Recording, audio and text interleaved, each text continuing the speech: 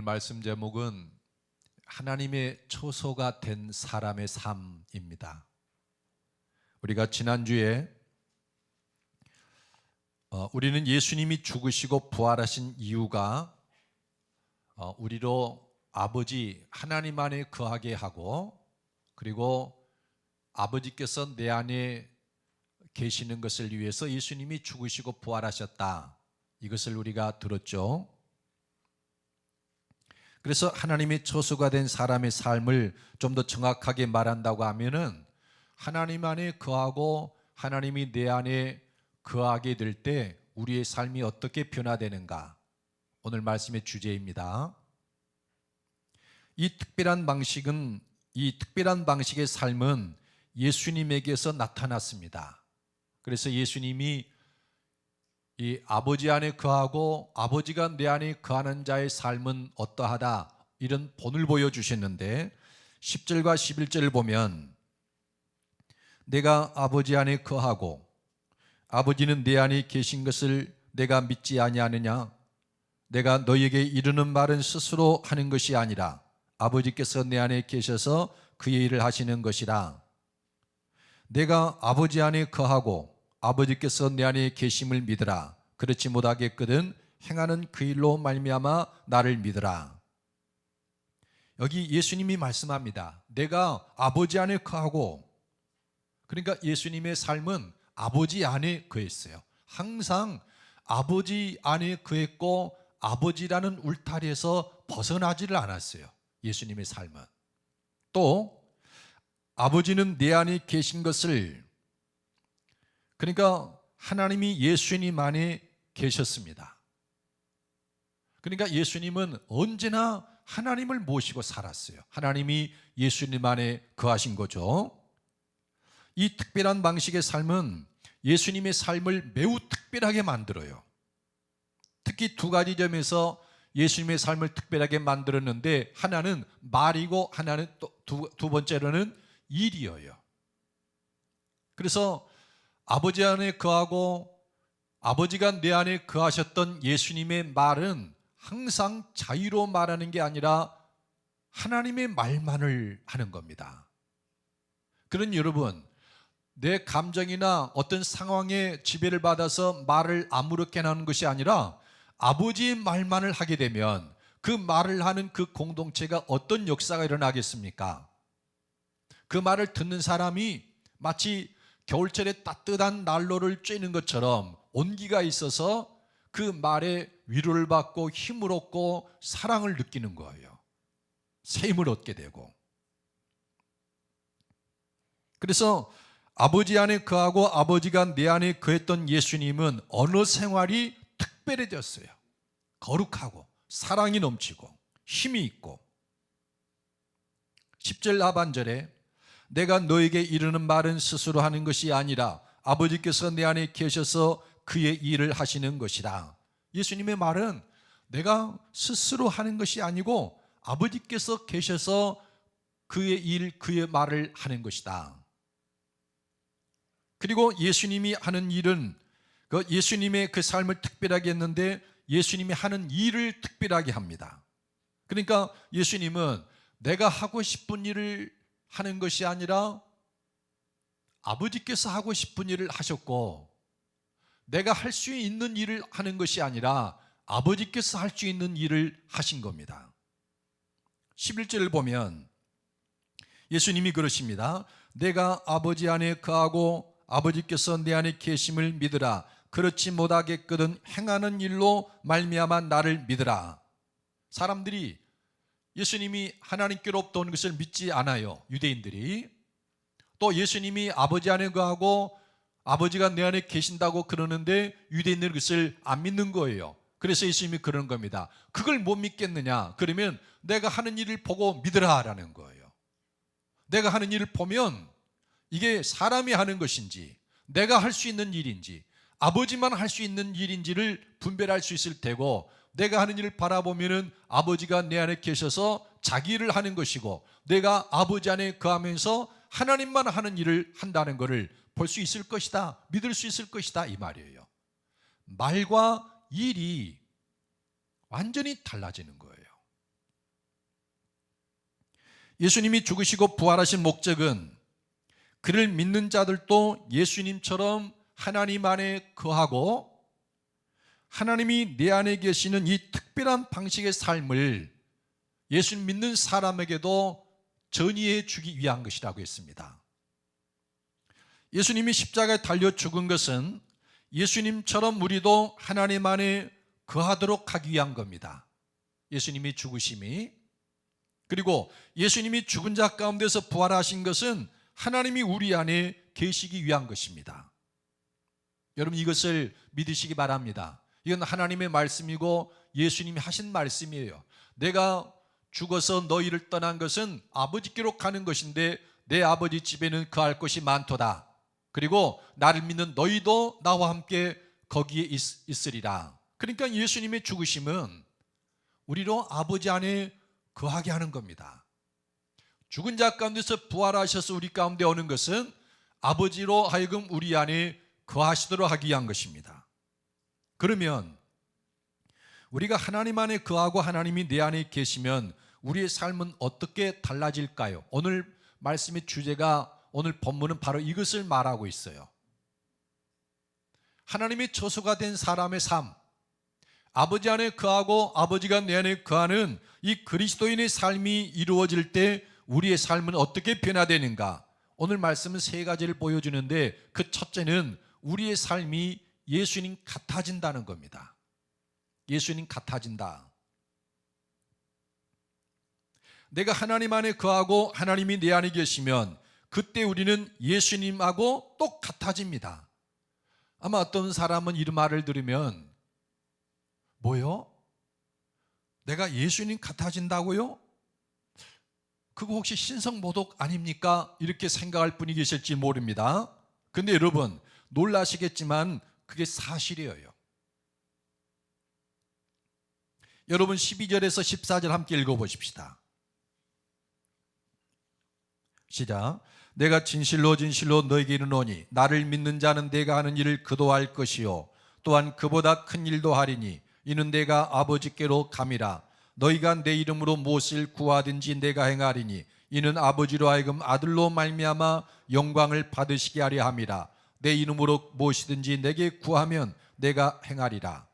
12절을 보면은 예수님이 나를 믿는 자는 내가 하는 일을 그도 할 것이요 또한 그보다 큰 일도 하리니, 그러니까 예수님 같아지고 예수님보다도 더 큰 일도 할 수 있는 사람이 된다라는 겁니다. 여러분, 이것은 예수님의 말씀입니다. 예수님이 하는 일을 저도 하고 그도 하고 예수님이 한 일들보다 더 큰 일도 한다? 여러분, 예수님이 하신 일이 뭡니까? 요한복음에서는 7가지 예수님이 하신 일을 보여준다고 그랬죠. 물을 포도주가 되게 했습니다.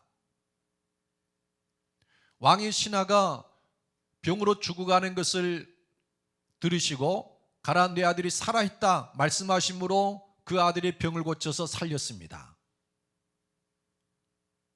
그리고 베데스다 연못가에서 38년 된 병자를, 침상에 누워서 있는 그 병자를 내 자리를 들고 가라 함으로 그를 고치셨어요.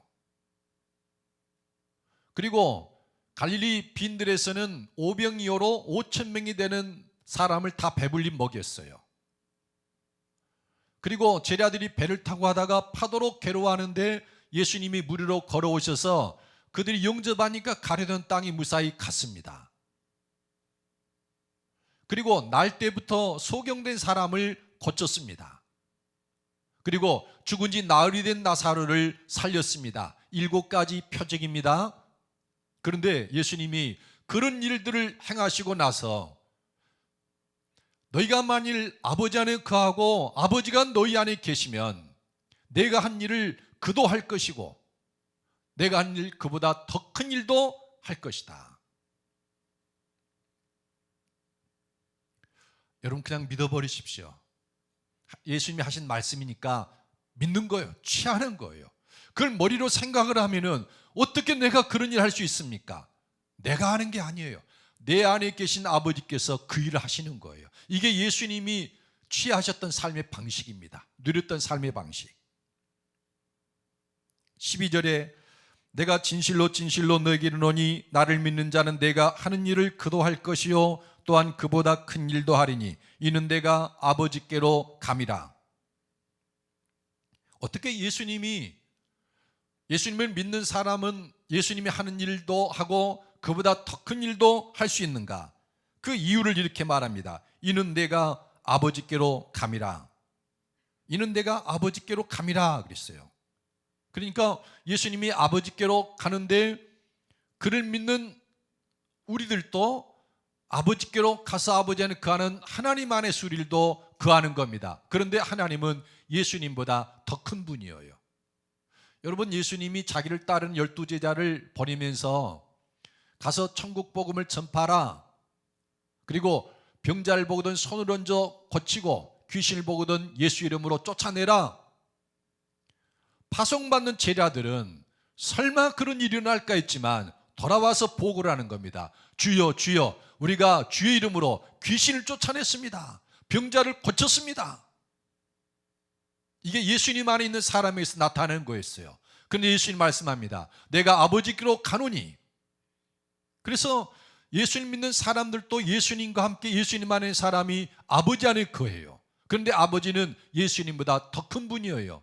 그러면은 예수님 안에 거하는 제자들에게 그런 놀라운 일을 행하셨던 그분이신데 아버지는 얼마나 더 큰 일을 할 수 있겠습니까?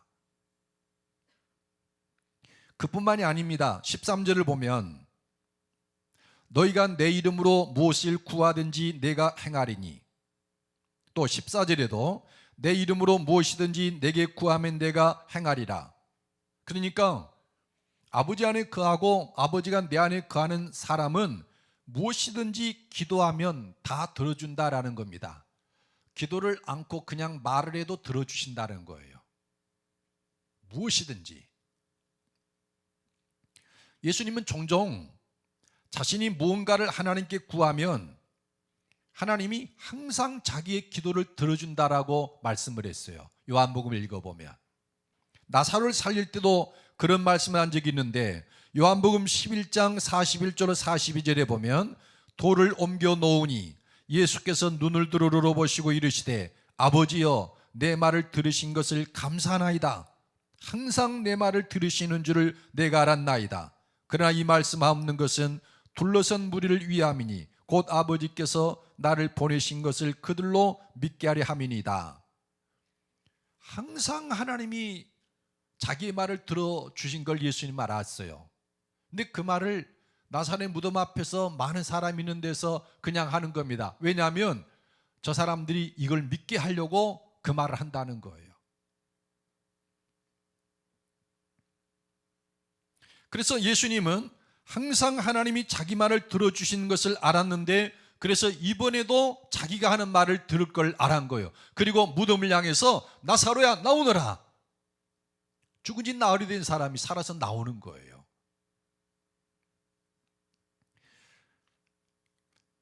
우리가 하나님 안에 거하고 하나님이 내 안에 계시게 되면 예수님에게서 일어났던 그 일이 우리에게도 나타나는데 우리가 기도하는 모든 것에 대해서 하나님이 들으신다라는 겁니다. 저는 가끔 성도들이 기도할 때 그가 하나님께 기도하는 것이 무엇인가를 이렇게 들으면서 웃을 때가 있어요. 참 저 기도 하나님 들어주실까? 아무래도 안 들어주실 것 같아. 여러분의 담임 목사로서 제가 참 못됐죠. 성도는 열심히 작정하고 기도하는데 제가 그 기도를 드리면서 하나님 그 기도를 들어주세요 하고 기도를 하지 않고 저 기도를 들어주실까 이런 생각을 하는 것이 가끔 있으니 제가 못된 거죠. 왜 그런 생각을 하게 되냐면은 사람이 정욕적으로 기도하면 성경에 들어주지 않는다고 그랬어요. 이 정욕적으로 기도한다는 게 무슨 말인가 하면 아버지 안에 거하고 하나님이 내 안에 거하는 자의 기도가 아니다 이런 말이에요. 예수님은 아버지 안에 거하셨는데 그래서 하나님 안에 거했던 예수님은 하나님의 말 아니면은 안 했어요. 자의로 한 것이 없었어요. 항상 하나님이 하는 말만 한 겁니다. 예수님이 하신 어떤 일은 하나님이 기뻐하고 하나님이 하는 일만을 행하는 거예요. 그러니까 하나님 안에 거하고 하나님이 내 안에 거하는 사람의 기도는 그 기도가 하나님의 뜻과 항상 일치가 되는 거예요. 그래서 하나님 안에 거하고 하나님이 내 안에 거하는 사람의 기도는 하나님의 뜻과 일치가 되고 하나님의 나라를 확장하는 일이기 때문에 그가 무엇을 말하든지 하나님이 다 들으시는 거예요. 여러분이 만일에 회사를 운영한다고 하면 직원이 여럿이 있을 테고 그 직원들에 대한 그 나름대로의 평가가 있을 거 아니겠습니까? 그런데 어떤 직원은 자기 어떤 이익을 챙기는 게 아니라 회사 사장님 잘 되기만을 바라고 뭔 일을 하고 말을 해도 회사 잘 되는 쪽으로만 말한 걸 익히 알아요. 그래서 그 직원이 어떤 제품을 만들어낸데 하청을 주면서 사장님 이 제품은 A 회사에게 맡겨서 생산하는 게 어떨까요? 그러면 사장이 뭐라고 그러겠습니까? 그러시라고 추진하라고. 그런데 다른 직원이 있는데 이 직원은 회사를 자기 이익을 챙기는 데만 사용하는 거예요. 회사 잘 되는 것보다 자기 잘 되기를 바라고 사장님 잘 되는 것보다 자기가 어떻게 하면 잘 되는가 이것만 관심을 갖는 거예요. 이 직원이 와서 사장님 이 제품은 A 회사에다가 맡겨서 하청을 주어서 생산하는 게 어떨까요? 그럼 무슨 생각이 들겠습니까? 이놈이 또 무슨 이익을 챙기려고 저러지? 혹시 저쪽에서 뭔가 받은 거 아니야? 허락합니까? 아니에요. 어쩔 수 없으면 허락을 하지만 한번 생각을 해보는 거예요. 혹시 무슨 부정한 것을 받고 제품의 좀 질이 떨어지게 생산하는 건 아닐까? 별 생각이 다 드는 거예요. 왜 그렇습니까? 이 직원은 회사를 자기 이익을 위해서 사용하고 자기 이익을 위한 것이라면 부정한 방법도 얼마든지 쓴다는 것을 알고 있거든요. 그러니까 말을 안 들어주는 거예요. 그런데 우리가 아버지 안에 거하고 하나님이 내 안에 거하면서 하나님이 나를 통해서 자기를 하시고 아버지 안에 거하면서 하나님의 말과 하나님만 일만 하는 사람이 아버지께 구하는 거예요. 하나님, 제가 이런 게 필요하고 이런 문제가 있습니다. 하나님 해결해 주십시오. 그래? 그렇게 안 그러겠습니까? 그래서 하나님 안에 거하고 하나님이 내 안에 거하는 사람은 너희가 내 이름으로 무엇을 구하든지 내가 행하리니 내 이름으로 무엇이든지 내게 구하면 내가 행하리라 그러시는 거예요. 그래서 예수님이 하는 일을 저도 하고 그보다 더 큰 일도 하고 하나님께 기도하고 말하기만 하면은 다 들어주니 그 사람이 예수님과 다를 게 뭐가 있겠습니까? 예수님 같아져 버리는 거예요. 그 삶이. 결국 우리가 아버지 안에 거하고 하나님이 우리 안에 거하면 우리는 예수님 같아집니다. 그래서 예수님하고 같아져서 한 가지를 해도 하나님을 유익되게 하고 하나님 나라를 확장을 위해서 일하게 되는 겁니다. 그렇게 올라가는 거예요. 여러분, 예수님의 죽으심과 부활은 우리로 아버지 안에 거하고 아버지로 내 안에 거하게 함으로써 우리의 삶을 예수님 같아지게 만드는 거예요. 이걸 믿으시기 바랍니다. 그 다음에 두 번째로 우리가 아버지 안에 거하고 아버지가 내 안에 거할 때 우리의 삶은 어떻게 바뀌어지는가? 예수님을 사랑하고 그의 계명을 지킵니다. 예수님을 사랑하고 그의 계명을 지킨다. 이게 두 번째 현상입니다. 이 현상은 마치 한 쌍의 남녀가 결혼을 하고 신혼 살림을 차리는 것과 같습니다. 두 사람이 사랑을 하고 좋아해서 이제 결혼을 하고 한 집에 살림을 차렸습니다. 그러면 그 둘 사이에 얼마나 사랑이 진해지겠어요. 그래서 우리 시골에서는 신혼 살림한 사람들에게 덕담을 그렇게 합니다. 요즘에 그 참기름집, 기름집 개업한 것 같아요. 그럽니다. 얼마나 고소한 기름 냄새가 많이 나는지. 그래서 그렇게 덕담을 해요. 여러분, 요즘에 기름집 개업한 것 같아요. 사랑이 아주 철철 넘치는 거죠. 그뿐만이 아니라 둘 사이에서는 상대방이 좋아하는 것이라면 말 안 해도 하려고 해요. 그런데 하물며 뭐 좀 해주세요 하는데 어기겠습니까? 사랑하는 사람들, 관심 있는 사람들, 한 집에 사는 사람은 사랑하게 되고 서로의 말을 들어주는 거예요. 만일에 그게 안 됐다면 이 부분은 이상한 부분인 거예요. 잘못된 부분입니다. 여러분 15절로 17절 보겠습니다. 우리 다 같이 읽어보겠습니다. 시작. 너희가 나를 사랑하면 나의 계명을 지키리라. 내가 아버지께 구하겠으니 그가 또 다른 보혜사를 너희에게 주사 영원토록 너희와 함께 있게 하리니 그는 진리의 영이라. 세상은 능히 그를 받지 못하나니 이는 그를 보지도 못하고 알지도 못함이라. 그러나 너희는 그를 아나니 그는 너희와 함께 거하시며 또 너희 속에 계시겠습니다. 아멘. 15절을 보면 너희가 나를 사랑하면 나의 계명을 지키리라 말씀합니다. 그러니까 우리가 하나님 안에 거하고 하나님이 내 안에 거하면 그때부터 신앙생활은 인격적인 사귐 속에서 사랑이 불타오르는 거예요. 싹 터오르는 겁니다. 아니 내가 하나님 안에 거하는데 하나님 안에 거하면서 하나님을 인격적으로 알고 교제하며 사랑하는 것이 안 생기겠습니까? 하나님이 내 안에 계시는데, 내게 온갖 선을 베푸시는 그 하나님이 내 안에 계시는데 인격적인 사귐이 안 일어나겠습니까? 거기에 사랑이 불붙지 않겠어요? 이게 아닌 것이 이상한 거예요. 그래서 예수님의 십자가 부활의 복음을 믿고 하나님 안에 거하고 하나님이 내 안에 거하는 사람은 예수님과 사랑의 관계에 빠져들어요. 그리고 사랑이 깊어지면 깊어질수록 예수님이 그 원하는 계명, 예수님의 그 뜻을 내가 자발적으로 지키게 됩니다. 그래서 우리가 하나님 안에 거하고 하나님이 우리 안에 거하면 두 번째 나타나는 현상, 우리 삶에 일어나는 변화는 예수님을 사랑하고 그의 계명을 지킵니다. 믿으십니까?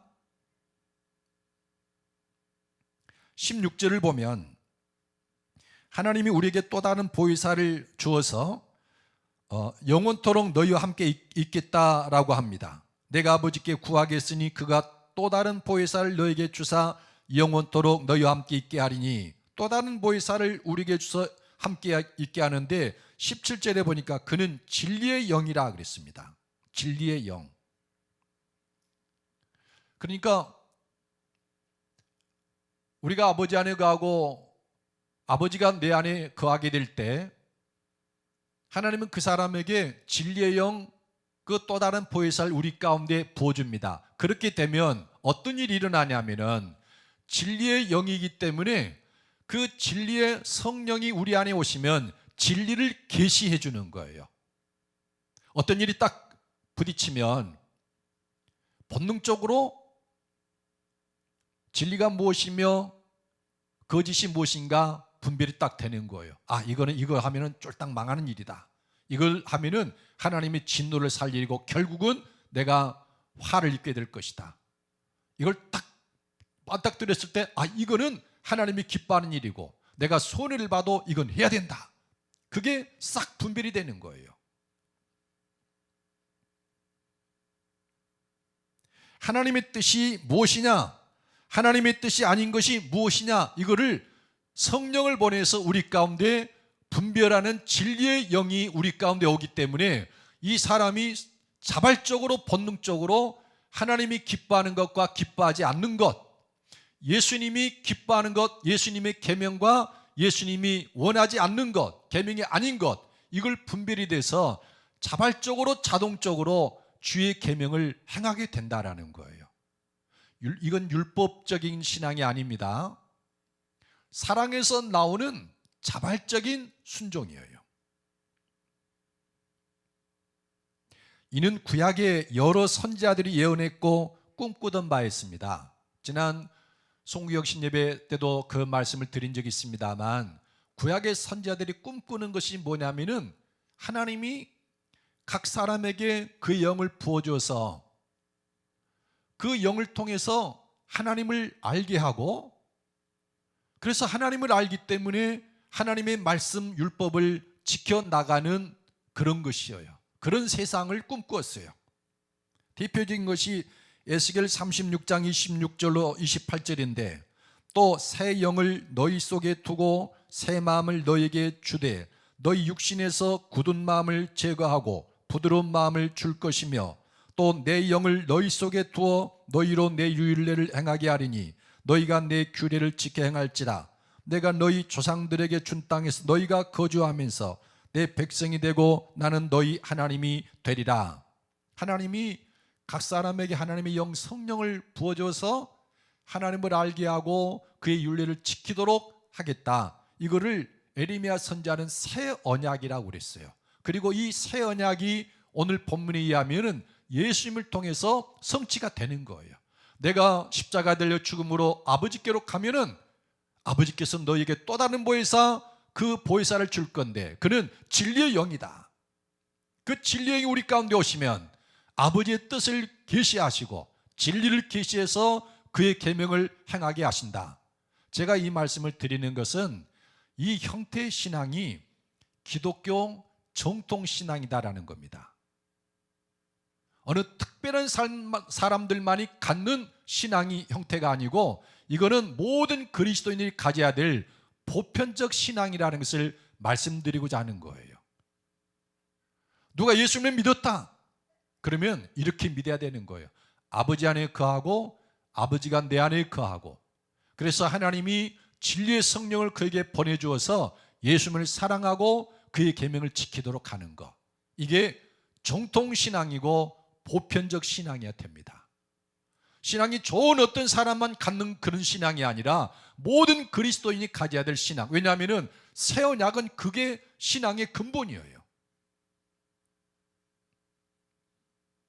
그런데 이러한 일은, 그러니까 예수님을 사랑하고 그의 계명을 지키는 일은 모든 사람에게 일어나는 게 아니에요. 17절을 보면 그는 진리의 영이라 세상은 능히 그를 받지 못하나니 이는 그를 보지도 못하고 알지도 못함이라. 그러나 너희는 그를 아나니 그는 너희와 함께 거하시며 또 너희 속에 계시겠습니다. 세상과 너희를 구분하죠. 세상은 그를 보지도 못하고 알지도 못한다. 그러니 하나님의 뜻을 어떻게 알겠습니까? 그러나 너희는 그를 안다. 그래서 세상과 그리스도인을 완전히 구분을 시키는 겁니다. 그리스도인은 성령을 받아서 하나님을 알고 하나님의 뜻을 알아서 하나님을 사랑하고 그의 계명을 지켜나가는 겁니다. 그러나 세상은 그를 알지도 못하고 보지도 못한다. 완전히 다른 삶을 사는 거예요. 여러분, 진리의 성령이 임해서 하나님을 알고 예수님을 사랑하고 그의 계명을 지키는 믿음이 되기를 예수님의 이름으로 축복합니다. 그러므로 누군가 하나님 안에 거하는지 또는 하나님이 그 사람에 거하는 것인지, 그러니까 진짜 그리스도인지 그걸 알아보는 시금석이 있어요.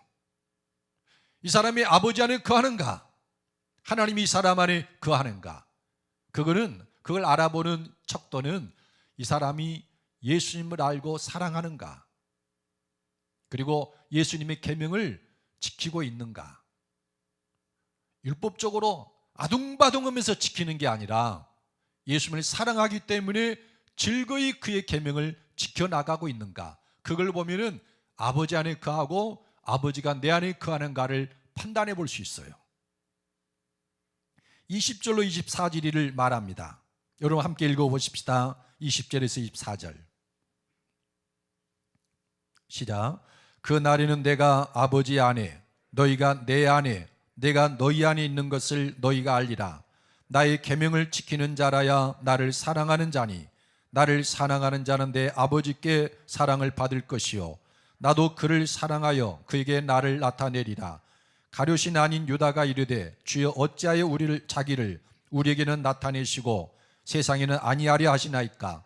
예수께서 대답하여 이르시되 사람이 나를 사랑하면 내 말을 지키리니 내 아버지께서 그를 사랑하실 것이요 우리가 그에게 가서 거처를 그와 함께 하리라. 나를 사랑하지 아니하는 자는 내 말을 지키지 아니하나니 너희가 듣는 말은 내 말이 아니요 나를 보내신 아버지의 말씀이니라. 예수님을 향한 사랑이 있고 예수님의 그 계명을 지켜 나가는 사람은 하나님이 그리스도와 함께 진리의 성령인 보혜사와 함께 우리 안에 거하면서 우리를 그의 거처로 삼는다. 하나님이 그 안에 계신 것이 분명한 겁니다. 그러나 예수님을 사랑함이 없고 주의 계명을 지키지 않는다면, 지켜도 율법적으로 억지로 지키는 사람은 또 달라요. 어쨌든 예수님을 사랑함이 없고 주의 계명을 지키지 않는다면 그는 하나님 안에 거하는 자가 아니며 하나님도 그 안에 계시지 않다고 봐야 됩니다. 그래서 진짜 신앙은 예수 그리스도의 죽으심과 부활의 이 복음의 권능을 통해서 내가 아버지 안에 거하고 아버지가 내 안에 거하면서 그 하나님을 알고 인격적인 사귐을 통해서 사랑의 관계로 돌입을 하는 거예요. 그리고 사랑에서 나오는 그 계명을 지켜나가는 삶, 그러니까 삶이 완전히 변화가 되는 거예요. 완전히. 여러분, 이런 은혜가 저나 여러분 가운데 있기를 예수님의 이름으로 축복합니다. 이거는 율법적으로 그렇게 하라는 게 아니라 복음을 믿고 그 은혜 가운데 들어가면 하나님의 권능으로 나타나는 어쩔 수 없는 삶의 변화예요. 그래서 성경 그런 거를 은혜라고 부릅니다. 마지막 세 번째로 우리가 아버지 안에 거하고 하나님이 우리 안에 거하게 될 때 어떤 일이 일어나는가, 그 삶에 어떤 변화가 있는가, 예수님의 평안을 상속받습니다. 예수님의 평안을 상속받아서 그걸 누린다. 예수님 평안을 누리게 된다. 여러분 27절과 28절을 함께 보겠습니다.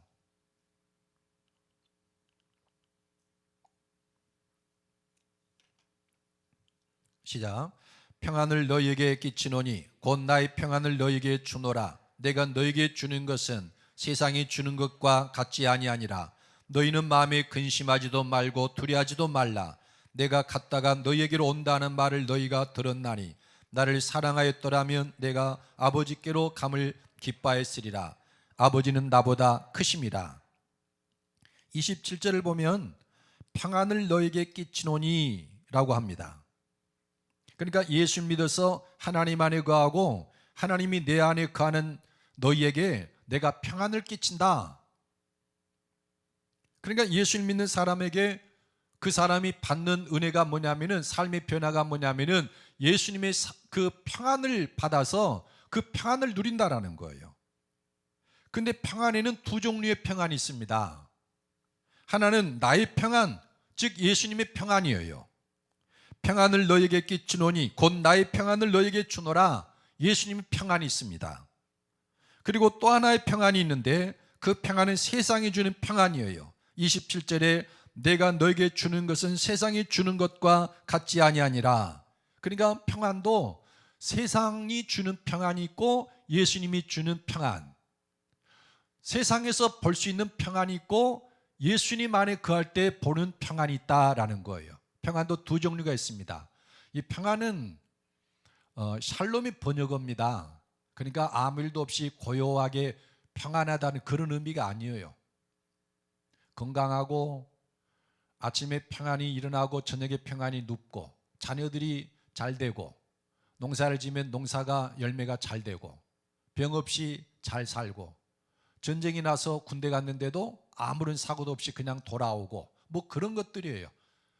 아주 굉장히 풍요로운 그런 삶을 말하는 것인데, 이 평안에는 예수님이 주는 것이 있고 세상이 주는 것이 있는데 예수님이 주는 평안은 세상이 주는 것 같지 않다라는 겁니다. 어떻게 다를까요? 당시 예수님은 이 말씀을 하시는 것은 우리가 알다시피 죽음을 앞두고 있습니다. 그러니까 이 밤이 지나면 예수님은 아침 오전 9시에 오전 9시에 십자가에 못 박히게 됩니다. 그러니까는 그 밤에 하신 말씀이에요. 죽음이 촉박하고 있는 거죠. 시시각각 죽음이 다가오고 있는 겁니다. 죽음을 앞둔 예수님이 제자들과 유월절 음식을 먹으면서 포도주를 주면서 그러는 거예요. 받아 마셔라. 이거는 너희를 위하여 흘리는 바 나의 피 곧 언약의 피니라. 이걸 어떻게 받아들여야 됩니까? 그러면 예수님은 곧 피 흘리고 죽는단 말 아니겠습니까? 떡을 주면서 받아 먹으면 내 몸이다라는 거예요. 그럼 몸이 다 찢길 거 아니겠습니까? 불안하기 짝이 없어요. 예수님이 곧 붙잡혀 죽나 보다. 그럼 우리는 어떡하지? 우리는 어떻게 될까? 두려움이 있어요. 그리고 예수님에게 모든 걸 걸고 모든 걸 버려두고 따랐는데 예수님이 죽어버리시면, 우리를 떠나면 우리는 어떻게 되는가? 장래에 대한 불안이 있어요. 일이 되어가는 걸 보니까 좋은 일은 하나도 보이지 않고 절망, 두려운 일들, 불안만 가득한 환경이에요. 그런 상황에서 누군가 기뻐하고 평안하다고 말하면 그건 미친 사람 아니고 뭐겠습니까? 예수님과 그를 둘러싼 제자들에게 평안의 요소는 없었습니다. 그런데 당시 제자들이 근심하고 두려워하고 불안한 것은, 그래서 평안을 누리지 못하는 것은 그들이 세상이 주는 평안만을 알았고 예수님이 주는 평안은 몰랐기 때문이에요. 예수님은 예수님이 주는 평안을 알았기 때문에 14장 1절에 보니까 너희는 마음에 근심하지 말라. 하나님을 믿으니 또 나를 믿으라. 이렇게 말할 수 있었어요.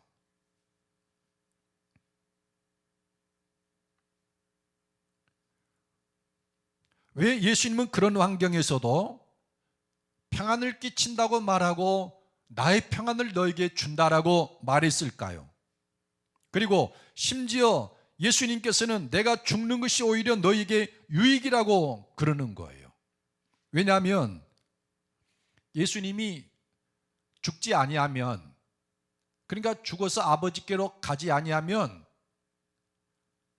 또 다른 보혜사 성령도 너에게 주지 않을 거예요. 또 예수님께서 죽어서 아버지께로 가지 아니하면 제자들도 아버지께로 가는 길이 막혀버려요. 아버지 안에 거할 수가 없는 거예요. 예수님께서 죽지 아니하면 부활도 없기 때문에 아버지가 내 안에 거하는 삶도 결코 맛볼 수가 없는 거예요. 그런 까닭에 세상적인 시각으로 보면 평안이라고는 찾아볼 수 없는 상황인데, 예수님의 말씀을 들어보면 기뻐할 것뿐이에요. 예수님이 죽음으로써 우리가 아버지 안에 거한다? 예수님이 죽음으로써 우리가 예수님이 하는 일을 나도 하고 그보다 더 큰 일도 할 수 있다? 예수님이 죽음으로 우리가 아버지 안에 거하고 우리가 무슨 말을 하든지 하나님이 다 들어주신다? 예수님이 죽음으로써 보혜사 성령을 보내주고 아버지의 뜻을 내 안에 계시해서 우리로 예수님을 사랑하고 그의 계명을 지킬 수 있게 하신다? 생각을 해보니까 감사하고 기뻐하고 즐거워할 수밖에 없는 일인 거예요. 그래서 28절에 보면 내가 갔다가 너희에게로 온다는 말을 너희가 들었나니 나를 사랑하였더라면 내가 아버지께로 감을 기뻐하였으리라. 아버지는 나보다 크심이라. 내가 아버지께로 간다는 것은 죽는다는 말이에요. 그거를 너희가 기뻐하였으리라. 아버지는 나보다 크시다. 너희가 지금 내 안에 있으면서 경험한 그 많은 일들 얼마나 크냐. 그런데 내가 아버지께로 가는데 아버지는 나보다 크고 내가 아버지께로 감을 통해서 너희도 아버지 안에 거하게 되는데 너희가 누릴 그네가 얼마나 커지겠느냐.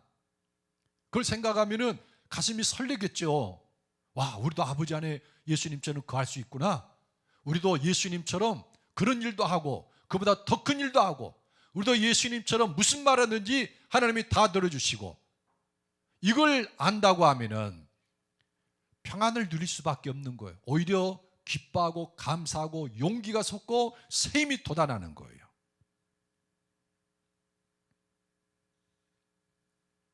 제자들이 이 예수님의 평안을 몰랐기 때문에 예수님이 죽음 앞에 불안하고 두려워하고 낙심을 합니다. 그러나 예수님이 주는 평안을 아는 사람들은 그때 기뻐하고 즐거워하고 새로운 소망으로 가득 넘쳐요. 아마 여러분 중에는 이런 의문이 들 수 있을 것입니다. 내게 일어나는 모든 일 가운데서도 예수님이 주는 평안을 누릴 수 있나요? 어떤 일은 세상적인 관점에서 볼 때 근심할 수밖에 없는 일이고, 또 예수님의 관점에서 볼 때도 근심할 수밖에 없는 일도 있을 것 아닙니까? 근데 여러분, 그렇지 않아요.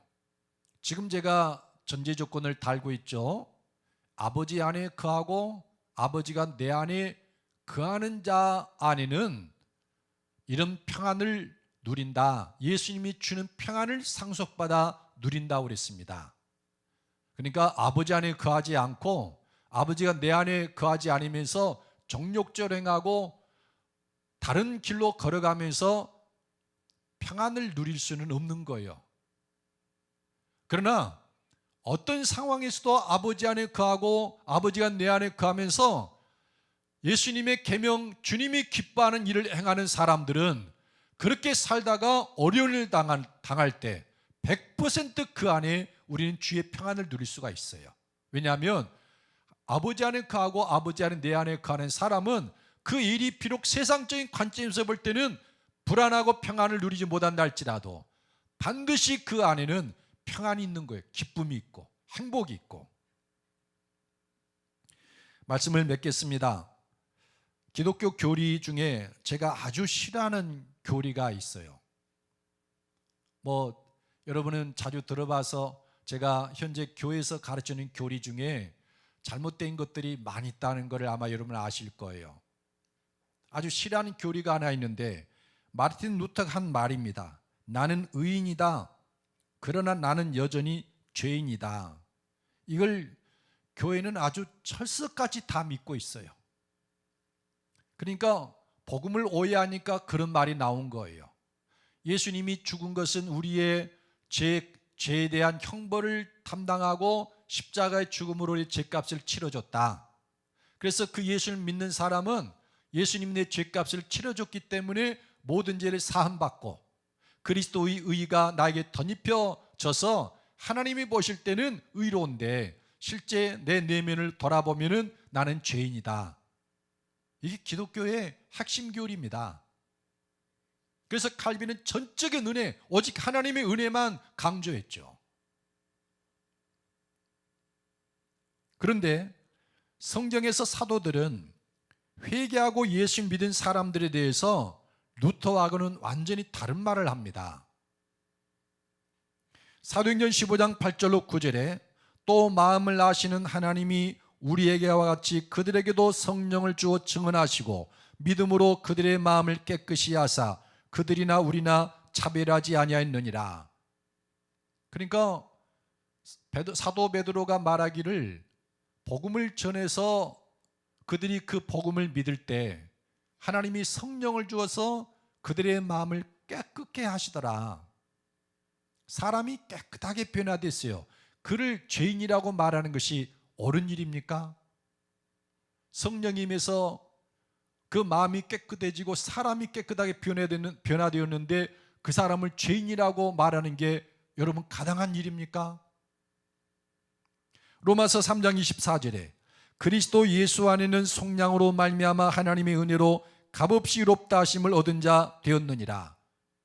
예수님 안에 있으면은 그리스도 안에는 속량이 우리에게 주어진다는 거예요. 이 속량은 죄 종로로 타는 사람을 죄로부터 벗어나게 하는 거예요. 그래서 죄 종로로 타지 않고 의롭게 변화시키는 겁니다. 근데 그를 죄인이라고 정죄하는 것이 옳은 일입니까? 나는 하나님 보실 때는 의인이지만 그러나 나는 죄인이다. 하나님이 나를 죄의 종로에서 속량했는데, 벗어나게 했는데, 갈라디아서 2장 20절에 내가 그리스도와 함께 십자가에 못 박혔나니 그런즉 이제는 내가 사는 것이 아니요 오직 내 안에 그리스도께서 사시는 것이라. 나는 죽고 그리스도가 내 안에 사는 사람을 죄인이다, 이렇게 말하는 게 옳습니까? 고린도후서 5장 14절 이하에 그리스도의 사랑이 우리를 강권하시는도다. 우리가 생각하건대 한 사람이 모든 사람을 대신하여 죽었은즉 모든 사람이 죽은 것이라.